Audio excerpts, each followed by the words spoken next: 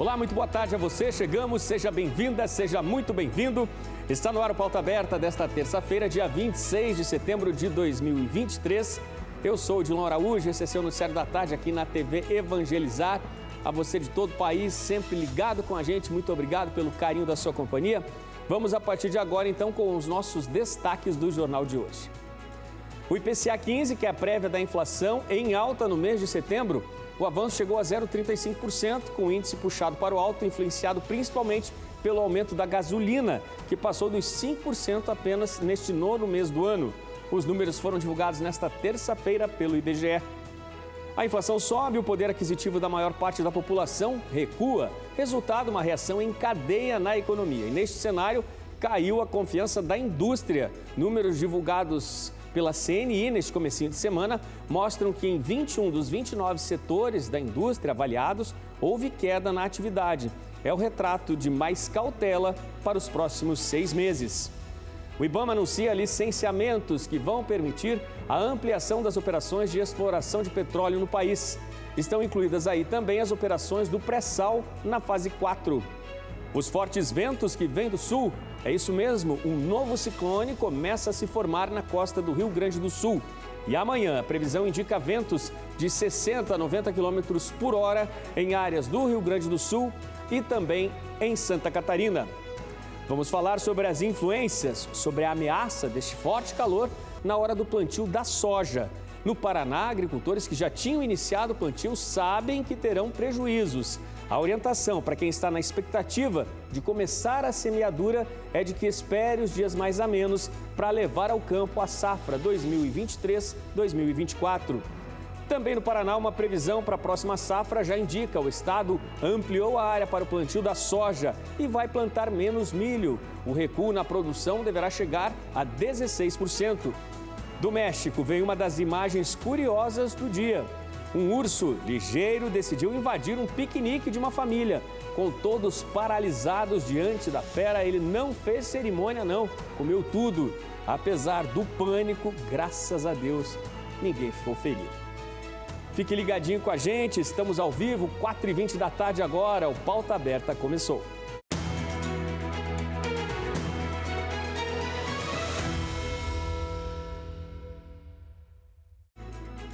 O Índice Nacional de Preços ao Consumidor Amplo, o IPCA 15, considerado a prévia da inflação oficial do país, subiu 0,35% em setembro.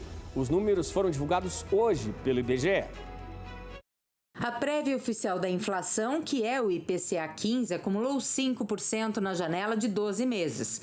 Já no ano de 2023, o acúmulo é de 3,74%.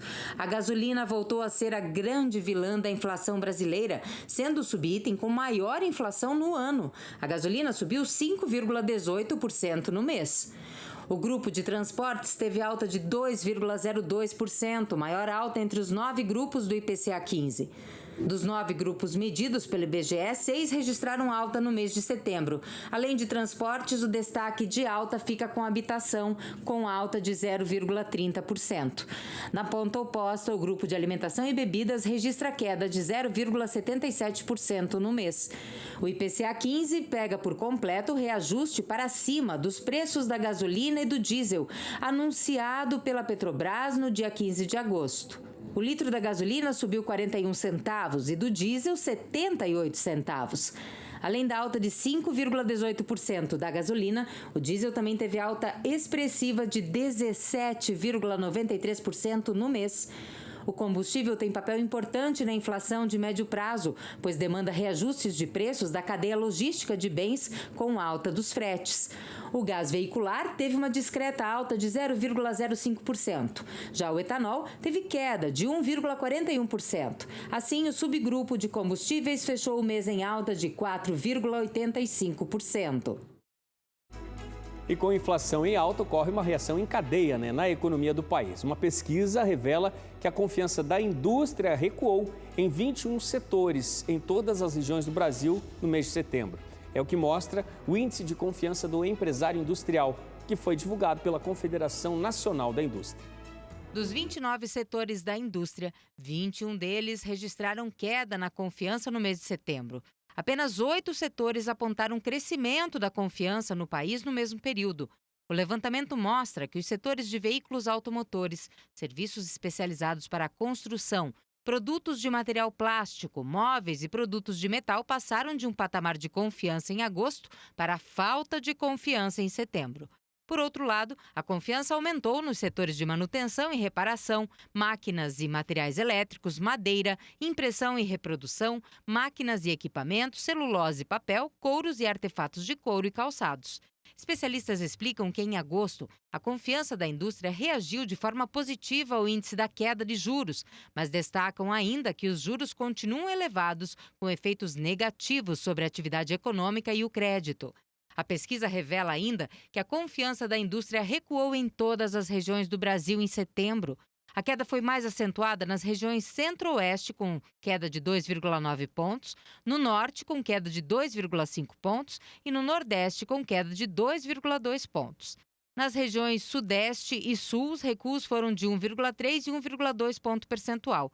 Mesmo com a queda no índice de confiança, com exceção da região sul, todas as demais seguem confiantes. O índice de confiança por porte de empresa mostra que a confiança da pequena indústria caiu 2,3 pontos em setembro e passou de 52,2 pontos para 49,9 pontos. O índice também recuou para 1,8 ponto para médias indústrias e 1,5 ponto para as grandes. Apesar desse movimento, o índice de confiança na indústria segue acima de 50 pontos nesses segmentos. A pesquisa foi feita entre os dias 1º e 13 de setembro e foram consultadas 1.988 empresas, sendo 778 de pequeno porte e 719 de médio porte e 491 empresas de grande porte. Você se lembra daquele último apagão registrado no país, em boa parte do país, no último dia 15 de agosto? Pois é. O ONS, que é o operador nacional do sistema, em documento publicado hoje, apontou falha em usinas eólicas e solares como as principais causas desta ocorrência e disse que vai propor uma nova regulação. Equipamentos de controle de tensão não teriam atuado conforme dados fornecidos pelas usinas. A falta de energia chegou a 25 estados e também ao Distrito Federal no último dia 15 de agosto. Há mais informações aqui. O ONS, né, o Operador Nacional do Sistema Elétrico, indicou a falha do desempenho desses equipamentos, né, por causa de um chamado efeito dominó, que levou ao desligamento de uma série de linhas de transmissão. Os dados estão na minuta de um relatório, né, de análise de perturbação que foi disponibilizada agora neste início de semana. A versão final deste documento deverá ser entregue até o dia 17 de outubro.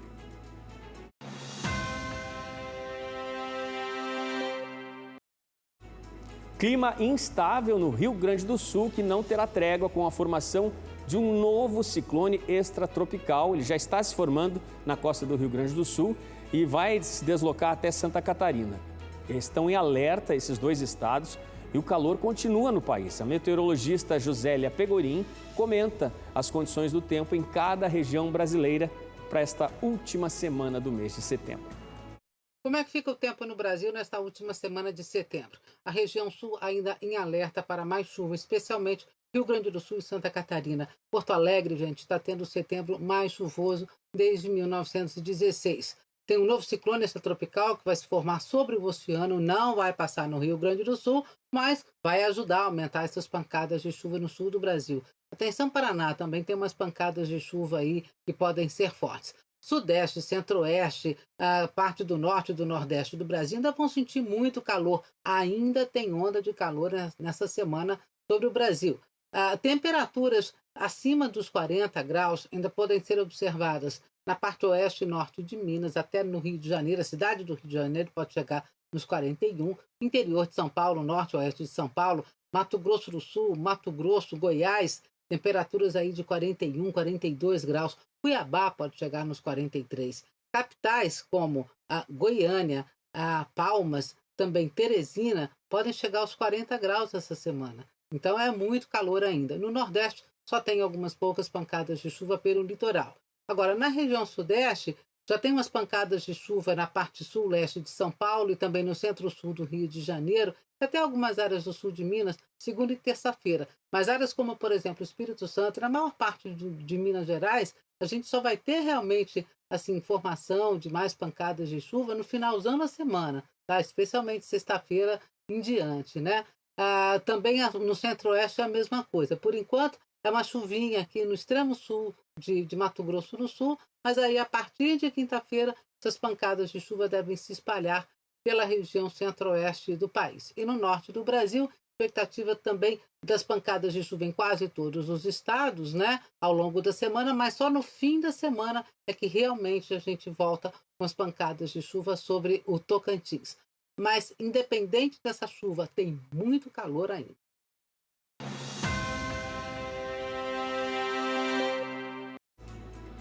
A primeira projeção de plantio para a safra de verão 2023-2024 no Paraná foi divulgada agora em setembro pelo Departamento de Economia Rural, DERAL. O levantamento aponta para uma elevação na área de soja e redução na do milho. A primeira projeção de plantio para a safra 2023-2024, de acordo com o Departamento de Economia Rural, o DERAL, da Secretaria de Agricultura e do Abastecimento, aponta um crescimento para a área de plantio de soja e uma queda no plantio do milho em 16%. E a tendência para a colheita deve ser a mesma. De acordo com o DERAL, na safra verão, o carro-chefe é a soja. Especificamente no Paraná, a área de milho plantada se torna menor. Na Regional Oeste, por exemplo, muitos produtores na segunda safra 2023 não puderam fazer o plantio do milho devido ao atraso da safra verão. Por isso, parte das sementes serão plantadas agora, o que justificaria a diminuição da área plantada. O que não representa que a colheita de milho tenha um resultado menor. Isso tudo depende da condição climática. Na safra verão do ano passado, para o milho, por exemplo, aqui na nossa regional, ela não obteve uma produtividade ideal conforme o produtor planejou, por conta de algumas questões, principalmente a cigarrinha. Então, se você planta e espera obter aquele resultado, nós estimamos, por exemplo, na minha regional, 12 mil quilos por hectare no milho. Claro que você faz essa estimativa esperando uma condição climática favorável, porque depois que você implanta a cultura no solo, o produtor, ele sim tem que cuidar com os tratos culturais, mas vai depender da chuva no momento certo e tudo mais. Então, assim, mesmo havendo uma pequena redução na área de milho, pode ser que o resultado final da colheita ele seja maior que na safra anterior, dependendo dessa condição climática favorável ou não. O Paraná planta 5.800.000 hectares e a expectativa é positiva na produtividade da soja nesta safra. O Paraná, aqui no oeste também não é diferente, nós colhemos mais de 3.800 quilos de soja por hectare. Aqui no oeste nós colhemos mais de 4 mil quilos de soja por hectare. Isto ocorreu na safra 22-23. E se nós tivermos clima, isso também vai ocorrer na safra 23-24. Com uma possibilidade devido às inovações tecnológicas, nós tendo clima, nós temos novos insumos, novos produtos, novas sementes, que vai incrementar mais essa produtividade. Bom, e já há alguns dias, estamos falando sobre o forte calor que atinge todo o país praticamente, e as consequências são seríssimas também ao campo. Há um cenário aí muito preocupante, Aqueles produtores rurais, por exemplo, que decidiram antecipar o plantio da safra de soja, eles já contam prejuízos. E a orientação para aqueles que estão na expectativa de fazer o plantio, olha só, é de que esperem um pouco mais para que as temperaturas amenas permitam mais produtividade a partir da semeadura. A forte onda de calor que tem afetado o Brasil e elevado os termômetros para números muito além das médias em centenas de cidades nos últimos dias tem impacto também na agricultura, com marcas entre 34, 38 e até passando dos 40 graus em algumas cidades da região noroeste do Paraná. Esse não é um bom momento para a semeadura da soja, como explica o engenheiro agrônomo Rodrigo Sakurada. A semente é um ser vivo, e ela depende de uma condição mais adequada possível para que ela consiga germinar e emergir do solo, e aí ter um bom estabelecimento.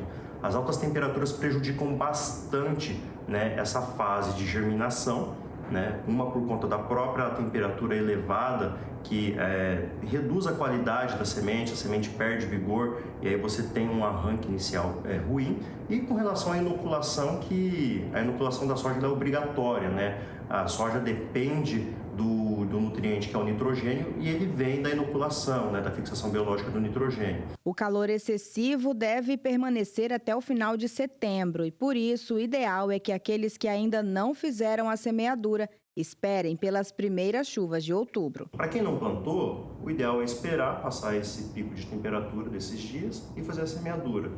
Para aqueles que já semearam, as plantas estão ali com 10 centímetros, né, em V1, estágio V1, estágio V2, né, ou às vezes acabaram realmente de emergir do solo, existe um risco muito grande de acontecer um estrangulamento da haste da soja, né?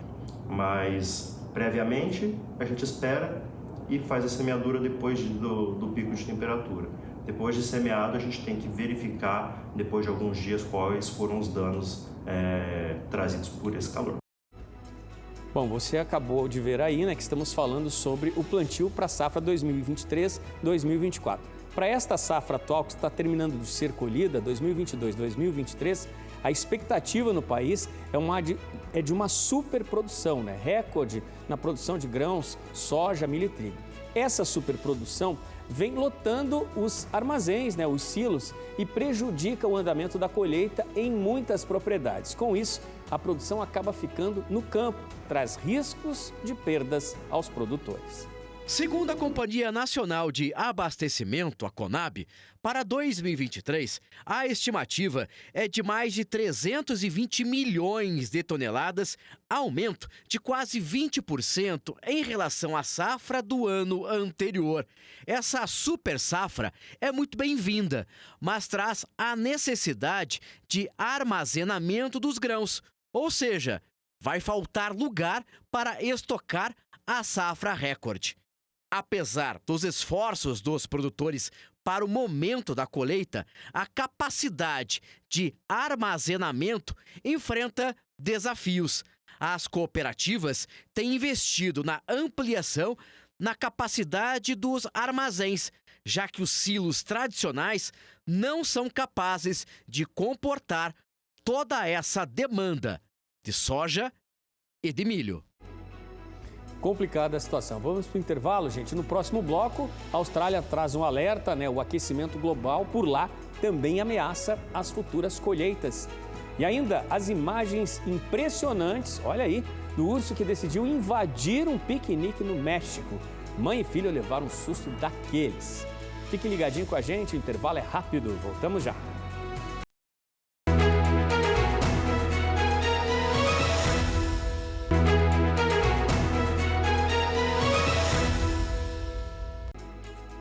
Pauta Aberta está de volta para este segundo bloco, são 4h40 da tarde agora, estamos ao vivo para todo o país.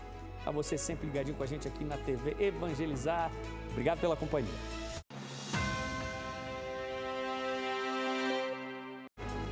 Enquanto os desastres do clima são registrados por todo o planeta, a Austrália já afirma que os custos com a reparação de danos dispararam.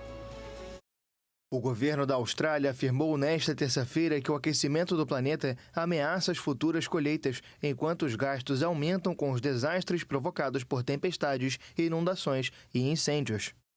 O ministro australiano do Tesouro afirmou que as projeções mais recentes revelam que o aquecimento global e os desastres têm grandes efeitos econômicos. A receita das colheitas pode ser 4% inferior até 2063, caso medidas não sejam adotadas, com um custo anual de 1,8 bilhão de dólares australianos, equivalente a quase 6 bilhões de reais. Os incêndios devastadores de 2019 e 2020 e as inundações de outubro do ano passado custaram ao país o equivalente a mais de 4,5 bilhões de reais cada. Os gastos do governo na recuperação de desastres no ano fiscal 2022-2023 chegaram a 7 vezes acima do necessário no período entre 2017 e 2018.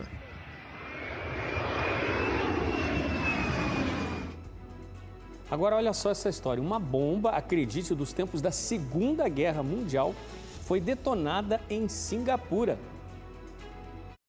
O achado inesperado na cidade que durante parte da Segunda Guerra, de 1942 a 1945, esteve ocupada pelos japoneses, mobilizou as forças especiais de segurança. De acordo com análise feita por especialistas, a realização de uma eventual operação de transporte da bomba, de aproximadamente 100 quilos, foi considerada insegura e arriscada.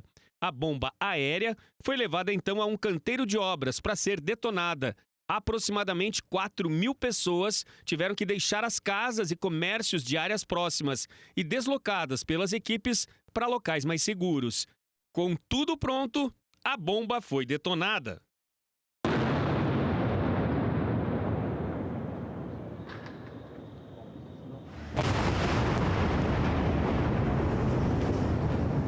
Após a explosão, houve uma perícia rápida em rodovias e edifícios próximos.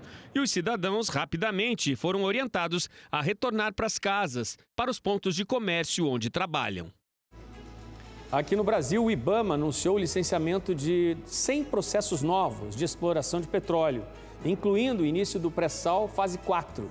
Atualmente, 19% da economia do Brasil tem origem no mar. A nossa floresta tropical amazônica emprestou seu nome às nossas águas oceânicas. O nome Amazônia Azul foi escolhido para fazer um paralelo entre as riquezas do mar e as riquezas da floresta. A Amazônia Azul é o território marítimo brasileiro. Ela compreende a superfície do mar, águas sobrejacentes ao leito do mar, solo e subsolo marinhos. De acordo com a Marinha, dos mares se retira cerca de 95% do petróleo, 80% do gás natural e 45% do pescado produzido no país.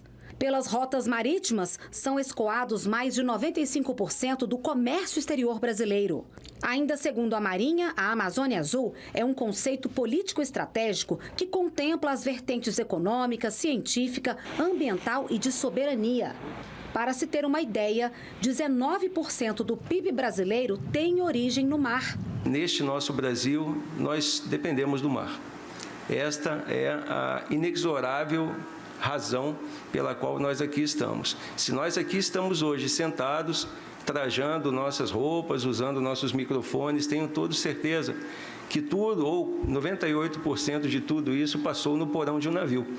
Então, do mar nós não escapamos. E a melhor forma para fazer a gestão desse potencial passa pelo chamado Planejamento Espacial Marinho da Amazônia Azul, que prevê o mapeamento do uso do oceano. Envolve a pesca, transporte marítimo, turismo, produção de energia, pesquisa científica e conservação da biodiversidade. A implementação desse planejamento começou a ser desenhado nesta segunda-feira em Brasília. Quando a gente olha os dados que a ciência nos aporta e dizem que os oceanos são responsáveis por absorver 25% das emissões de CO2, que os oceanos produzem cerca de 50% do oxigênio que a gente precisa para que a vida aconteça na Terra. Além disso, ele é grande provedor de outros serviços ecossistêmicos e provedor de inúmeros benefícios sociais, culturais, éticos, estéticos, enfim, e, ao mesmo tempo, econômicos. Como parte do planejamento e uso sustentável dos nossos mares, o IBAMA anunciou o licenciamento de 100 novos processos de exploração e produção de petróleo, entre eles o início do pré-sal fase 4. No pré-sal fase 4 a gente está falando de aproximadamente 2.000 perfurações, então só para você ter uma ideia da dimensão que é o pré-sal fase 4.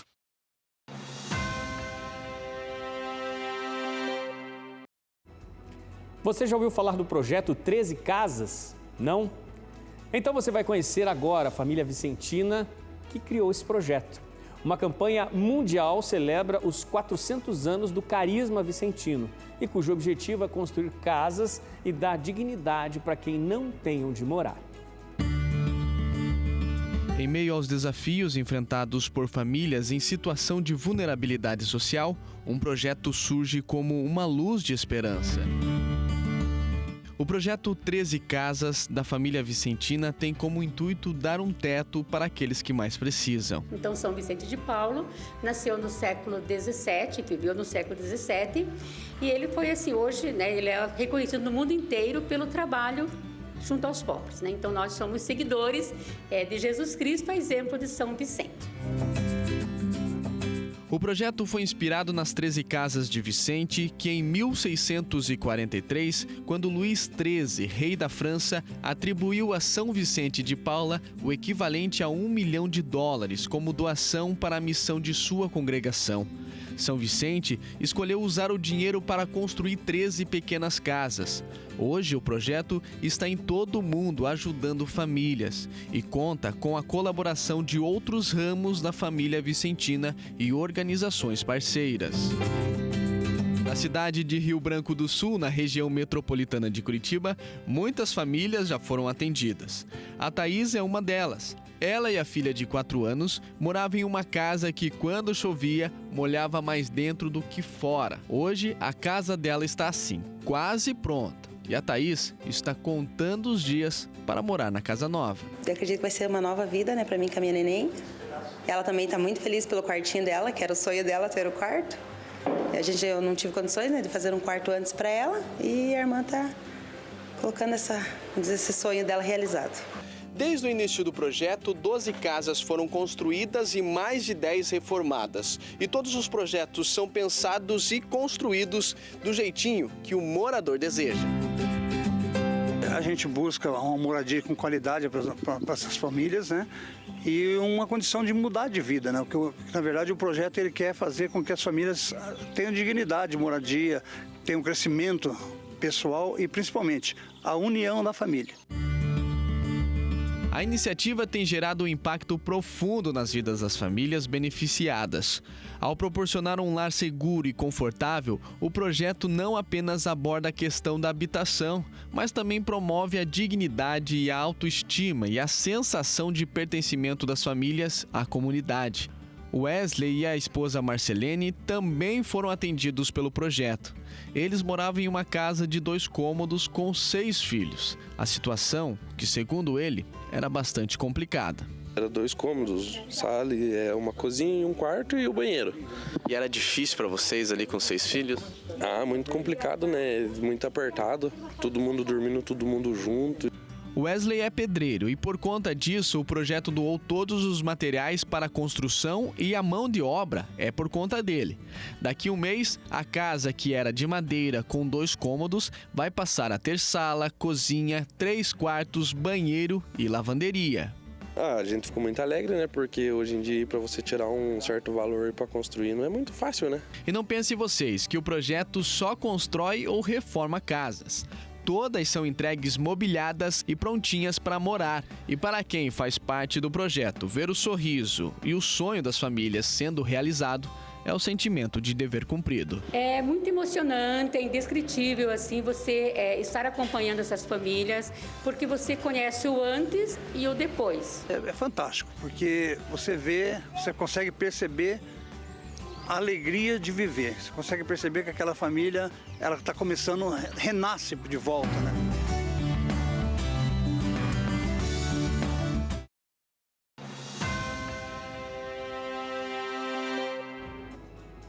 Os municípios paranaenses vão receber R$ 455 milhões para custeio da educação e da saúde até o fim deste ano de 2023.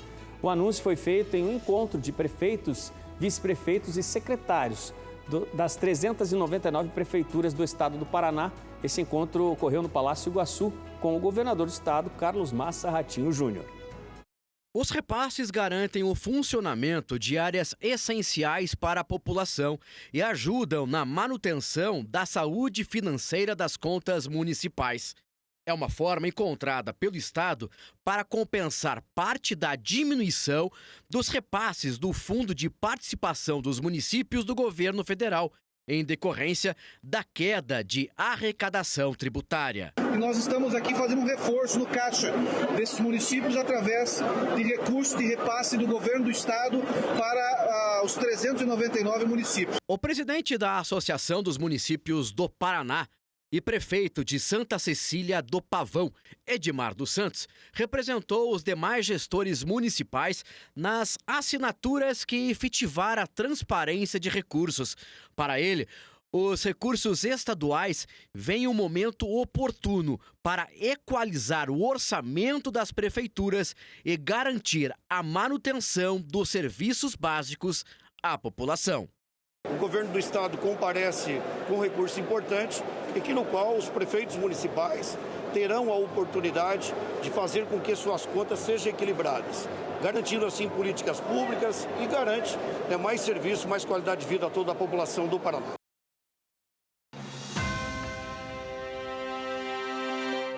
Vitória do Vasco ontem empurrou o Bahia para o desconforto da zona do rebaixamento, né? E eu quero te mostrar aqui na tela como ficou a classificação. Temos lá o Botafogo, né, que teve três derrotas seguidas nesse começo do segundo turno. Ainda está com boa vantagem, 51 pontos. Em segundo lugar está o Palmeiras, tem 44 pontos. O Grêmio vem em seguida, na terceira posição, 43 pontos.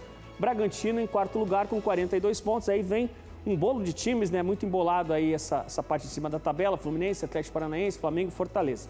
Virando a página, olha só, gente, o Vasco, né, saiu do desconforto ali da 17ª posição, foi para a 15ª posição, escapou momentaneamente da zona do rebaixamento, está em 15º lugar. Na zona do rebaixamento agora está o Bahia, né, na 17ª posição com 25 pontos, seguido pela equipe do Santos, 24 pontos. Os dois últimos, o América Mineiro tem apenas 17 pontos e o Coritiba com 14 pontos na lanterna da competição. Bom, e terminar, pois então, a gente agora vai falar sobre a Copa Sul-Americana.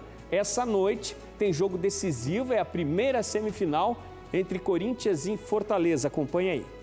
Às 9h30 da noite, na Arena Itaquera lotada, o Corinthians recebe o Fortaleza. Corinthians que nos pênaltis eliminou o Estudiantes nas quartas de final. O Fortaleza que eliminou o América Mineiro. A corrida segue agora pela taça. Quem sai em vantagem agora neste primeiro confronto das semifinais? O Corinthians joga em casa. O Fortaleza tem uma campanha brilhante nesta Sul-Americana. Façam suas apostas. Jogão pela Copa Sul-Americana. No México, um episódio impressionante surpreendeu uma mãe e uma criança durante um piquenique. Um urso curioso e brincalhão decidiu se juntar a eles para uma experiência única e aqui entre nós, bem assustadora de convívio.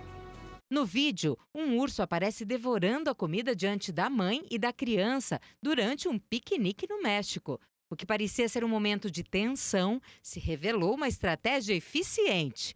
A pessoa que compartilhou o vídeo nas redes sociais disse ter avisado que o urso vinha na direção deles. A mãe, com muita calma, se manteve estática e tapou os olhos do filho. A tática surpreendente foi a maneira mais prática que a mãe encontrou para resolver a situação. Ufa, que alívio! Que alívio mesmo, né? Sangue frio dessa mãe. Talvez se ambos saíssem apavorados ali, a história fosse outra e não fosse tão divertida. É uma imagem, né, apesar dos momentos de muito medo e tensão, que mostra aí esse encontro, né, do ser humano com o mundo animal. Muito bom que o companheiro de lanche ali dos dois não fez nada de mal, nem para a mãe, nem para a criança. Pauta Aberta desta terça-feira está terminando. Obrigado pela sua companhia. Ótimo fim de tarde para você e até amanhã.